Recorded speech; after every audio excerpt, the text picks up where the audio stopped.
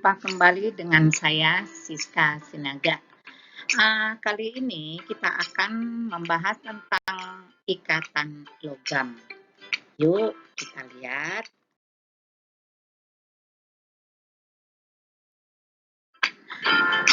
Nah, tentunya kamu sudah tahu apa yang ada di dalam gambar ini.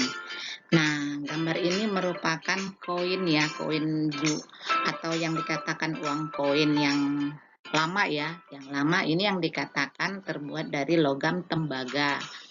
Kemudian, ini tentunya benda yang tidak asing lagi bagi kamu, yaitu sendok. Nah, sendok ini bisa juga terbuat dari besi. Nah, ini juga dikatakan sebagai logam. Kemudian ini yang tidak asing lagi, yang dikatakan emas atau yang logam emas ya, logam emas. Nah, sedangkan ini yang juga dikatakan logam tunggu. Kemudian yang berikut ini adalah logam nikel. Nah, cerita tentang logam, bahwa dalam sistem periodik unsur, logam-logam ini terdapat di golongan 1A yang dikatakan logam alkali dan golongan 2A yang dikatakan logam alkali tanah. Dan tentunya logam-logam lain juga ada yang berasal dari unsur transisi.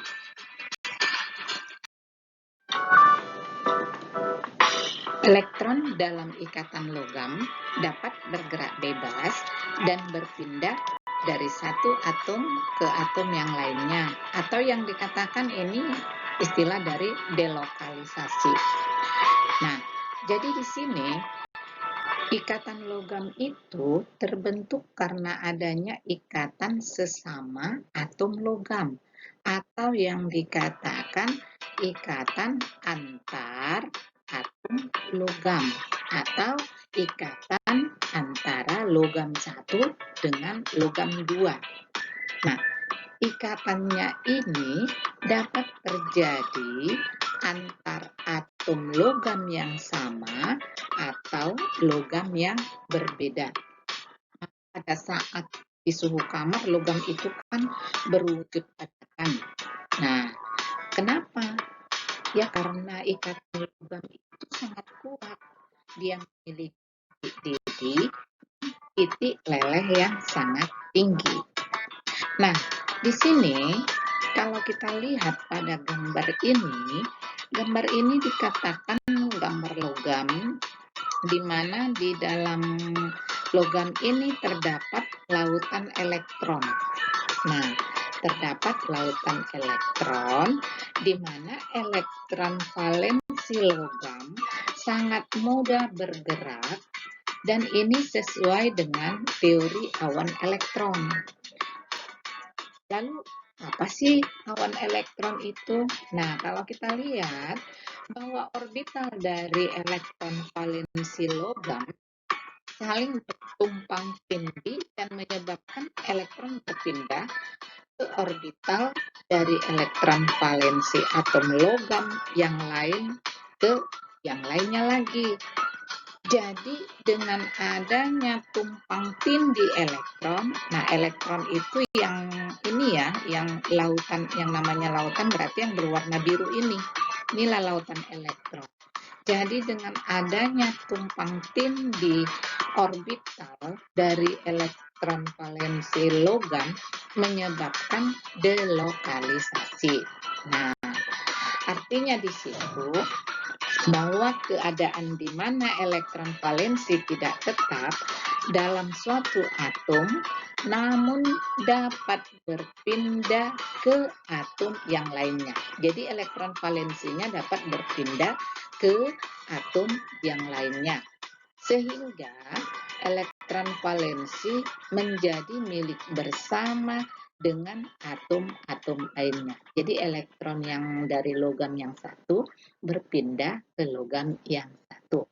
Nah, elektron ini sifatnya mudah bergerak. Maka karena pergerakan yang bebas elektron-elektron tersebut menjadi sekumpulan elektron, inilah yang dinamakan awan elektron. Nih, jadi yang biru-biru berwarna biru inilah yang dikatakan awan elektron.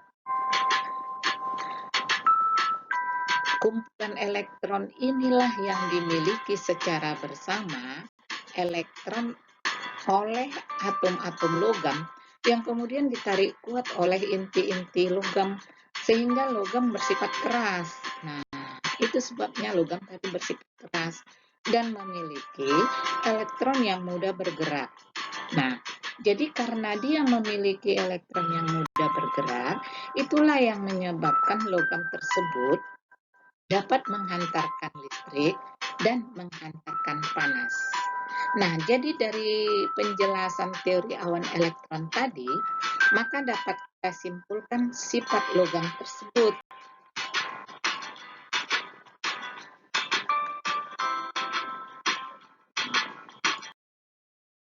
Penjelasan yang saya berikan tadi, maka dapat kita simpulkan bahwa sifat logam tersebut yang pertama itu dapat menghantar listrik atau yang dikatakan logam itu bersifat konduktor.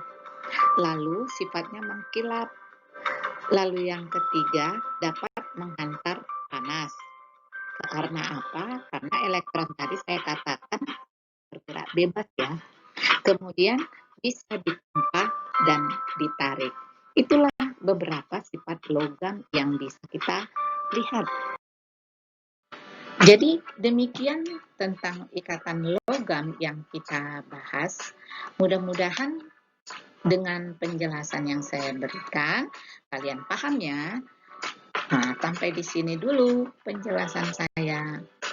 Salam.